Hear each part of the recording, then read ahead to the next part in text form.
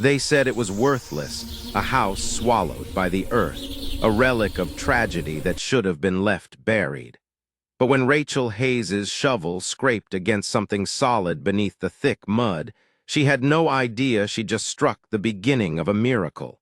It started the morning she walked out of the county clerk's office, clutching a deed that felt like an insult wrapped in paper. The clerk's polite smirk said it all. "Congratulations, Miss Hayes, you're now the proud owner of the Millbrook burial." Even the name sounded cursed. The locals had stopped calling it a house decades ago, after a rainstorm and a landslide had swallowed it whole, leaving only a roof jutting above the ground like a tombstone. Rachel, a single mother juggling 2 jobs, didn't have time for cursed gifts. Her purse already carried overdue bills and an unfilled prescription for her daughter's inhaler. Still, she drove out to see it. Her 7-year-old, Grace, rode in the back seat, asking questions only a child could ask. "Are we really gonna live underground?" The road wound through forgotten farmland and pine forests until it ended at a grassy hill with a weather-beaten cupola peeking through the earth. That was the Millbrook burial, a memory half swallowed by time. And yet, as the wind rustled the overgrown weeds, Rachel felt something stir inside her, not dread, but curiosity, the kind that changes everything. The locals whispered about the place. "Mary Millbrook must have really hated her niece," someone said at the water cooler when Rachel left the clerk's office. But that night, as Grace slept, Rachel searched the house's history. Built in 1898 by Edwin Millbrook, a railroad tycoon with a taste for art and extravagance, it had once been the crown jewel of the county. 14 rooms, imported marble, carved oak banisters, and then the storm of 1983 turned it into legend. Everyone had moved away. Everyone except one woman, Aunt Mary, who'd quietly kept paying taxes on the buried property for 40 years. Nobody understood why. The next morning, Rachel returned to the mound with tools, a flashlight, and a plan to peek inside. That's when she saw it, a ladder, aluminum and new, leaning against the mud-caked roof. Someone had been climbing in. Someone had been inside. The thought sent a chill racing through her chest. Still, she climbed. The round attic window wasn't glass anymore. It was a hinged hatch, unlocked. She opened it, and a soft wave of musty air and lavender spilled out, the same scent her Aunt Mary used to wear. Rachel hesitated for a heartbeat, then swung her legs through the opening and dropped into the dark. Her flashlight sliced through layers of shadow, revealing something impossible. The attic wasn't abandoned, it was preserved. Sheets covered furniture like ghosts waiting for the cue to wake. The air was dry, clean. The stairs below were swept, the walls unbroken. Someone had been living here or caring for it recently. Every step Rachel took deeper into the buried home echoed with both fear and awe. On a dresser, a battery lantern flickered softly beside a notebook dated only weeks earlier. The handwriting was unmistakable, delicate, looping, and familiar from years of Christmas cards. Aunt Mary. The first words nearly made Rachel drop the book. "My dear Rachel, if you're reading this, then you found your way inside just as I knew you would. Curiosity and courage brought you here. You'll need both." Her heart pounded as she flipped through the pages. It wasn't a diary. It was a map. A guide to secrets Mary had tended for decades. Directions to rooms, clues in carvings, symbols in the walls. For 40 years, Mary had been coming here, protecting something the world had forgotten. Rachel followed her aunt's words down the staircase into the main floor, through the mud-darkened hallways where the air smelled of age and dust. She had no idea that every step was taking her closer to a fortune, and a truth that would redefine her entire life. In what once had been the grand dining room, Mary's notes led Rachel to a built-in china cabinet. The shelves were empty, the contents neatly boxed, but the note said, "Press the rose on the right." She found the carved rose among the floral designs, pressed it, and the back of the cabinet swung open. Inside, carefully wrapped in oiled cloths, lay paintings. Rachel unrolled the first and gasped. Monet, another Renoir, a small sketch signed Picasso. Her flashlight beam trembled across canvases worth more than her entire town combined. Mary's notes explained everything. Edwin Millbrook had been an art collector who supported struggling painters before they were famous. When the Depression hit, Mary had hidden the collection to keep greedy relatives from selling it. The mudslide had entombed it perfectly, preserving what would one day be worth over $15 million.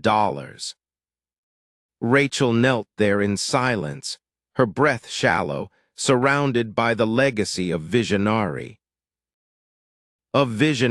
and by her aunt's faith. She could almost hear Mary whisper, "Some treasures aren't meant to be sold but saved." For the first time in years, Rachel felt tears of wonder instead of exhaustion. The house wasn't a curse. It was a love letter written in oil and dust, sealed beneath 40 years of earth. Rachel could have sold everything. Any auction house would have made her rich beyond her wildest dreams. But as she sat in that buried dining room with her aunt's words echoing in her mind, she realized this wasn't just about money. It was about meaning, about what beauty is worth when the world forgets it. The next morning, instead of calling an appraiser, she called the Historical Society. The curator, Dorothy, thought she was insane until Rachel showed her photos. Soon whispers became headlines. Single mother plans to unearth lost Victorian mansion. People laughed at her. Her boss joked that she'd found buried treasure. Some customers left toy shovels as tips, but she didn't care. She had a purpose. She reached out to engineers, historians, anyone who'd listen. And then one spring morning, a young engineer named Jack Chen showed up at the site. He looked at the buried hill, then at Rachel, and said, "I heard you've got a house under here. Mind if I help you find it?" That's how it began, not with fame, not with money, but with one believer joining another. The excavation became a movement. Jack brought students and architects. Dorothy rallied volunteers and donors. Rachel brought determination. Grace became the site's heart, the little girl with muddy boots and endless questions. Together they began unearthing not just a house, but a piece of history. Every bucket of soil carried a story. The gingerbread trim emerged intact. The fish scale shingles still gleamed faintly beneath layers of mud. The local news picked it up. Buried treasure in Millbrook. Strangers started showing up with shovels, donations, and hope. When the second floor was finally revealed, Rachel gathered her team in the same dining room where she'd found the art. She opened the cabinet and showed them what Mary had protected. The silence that followed was sacred. For a long time, no one spoke until Jack whispered, "This changes everything." And it did. Word spread beyond the town. Museums called. The state offered grants. But Rachel insisted on one thing: the paintings would never be sold. They belonged to the house, to history, and to the woman who'd believed beauty was worth guarding even when no one else did. It took 2 years. 2 years of digging, rebuilding, painting, and preserving. When the Millbrook house finally stood in full sunlight again, people wept. The mud had become its armor. The years had turned it into legend. Rachel quit both her jobs to manage the restoration full-time. Grace grew up among historians and craftsmen, learning not just art and architecture, but resilience. Opening day came that autumn. The line of visitors stretched down the road. The mayor spoke, the cameras rolled, but the moment that mattered most came quietly. When Rachel watched Grace lead a group of children through the halls, explaining, This house was buried for 40 years, but my mom and Aunt Mary brought it back because some things are too beautiful to stay forgotten. Rachel stood in Edwin Millbrook's old study, sunlight slanting through restored glass, and finally understood what her aunt had truly left her: not wealth, but purpose. Proof that the things we bury aren't always lost. Sometimes they're just waiting for someone brave enough to dig them up again. The Millbrook house became more than a museum. It became a promise, a reminder that beauty once believed in can outlast despair. Rachel received letters from across the country, from artists, dreamers, single parents who'd almost given up. One winter morning, she found a package on her desk, a small watercolor of a house on a hill. The note read, "For the woman who understands that love letters to beauty sometimes take unusual forms." It wasn't famous. It wasn't valuable. But Rachel framed it beside Mary's dusty notebook and Grace's photo from opening day. Every week, she still walked through the house, adjusting a frame here, straightening a chair there, whispering thanks to the ghosts who built her courage. And every time she did, she thought of one truth Aunt Mary had written: hope is all you need to start digging. The house that once symbolized ruin had become a lighthouse for second chances, and a testament to love that never gave up. So if you're listening right now, remember this. Maybe what you're standing on isn't wasted ground. Maybe it's a treasure buried by time, waiting for you to dig.